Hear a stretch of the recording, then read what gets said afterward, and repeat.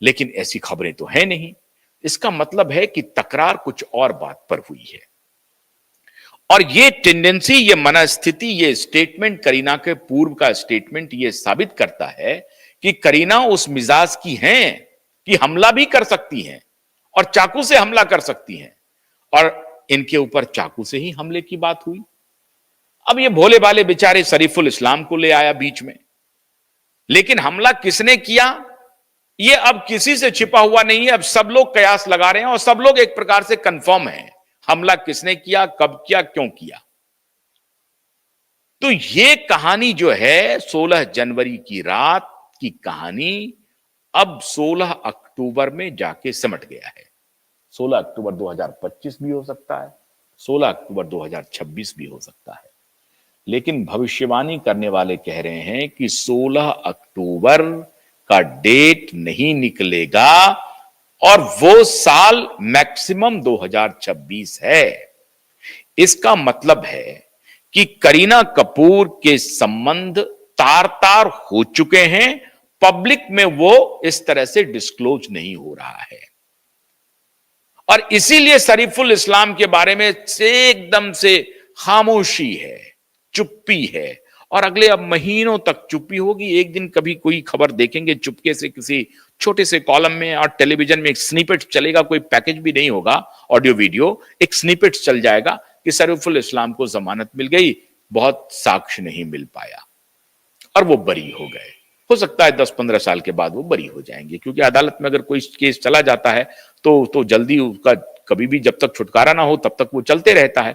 तो तारीखें इस तरीके से लगती रहेंगी और जब एक 5-10 साल तक लोग जवान बूढ़े हो जाएंगे तब एक बार कहीं पर मौका आएगा, कहेगा हाँ शरीफुल इस्लाम के खिलाफ कोई सबूत उस तरह से नहीं मिला, वो बच के निकल जाएंगे। यही होगा और इस दौरान उनके परिवार वालों को उनको कंपनसेट कर दिया जाएगा। तो ये कहानी करीना कपूर के साथ जुड़ रही है। भविष्यवाणी करने वाले कह रहे हैं कि अमिताभ बच्चन और जया बच्चन के बीच में खटास है, लेकिन बाहर मिठास है।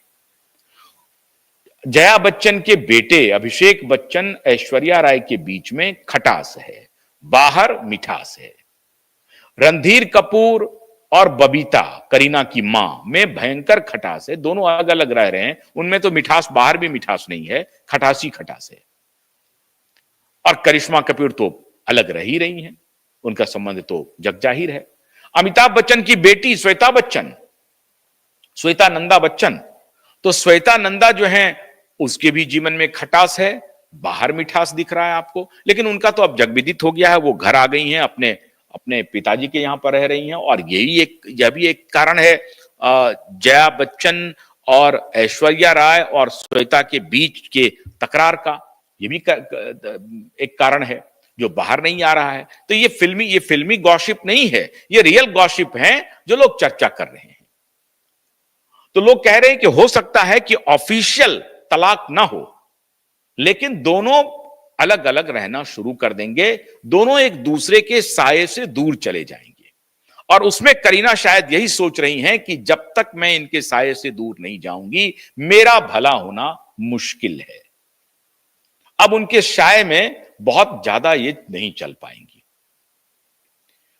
अभी जो जयपुर में आईफा का प्रोग्राम चल रहा था, आईफा अवार्ड चल रहा था, उसमें आपने देखा होगा एक केमिस्ट्री।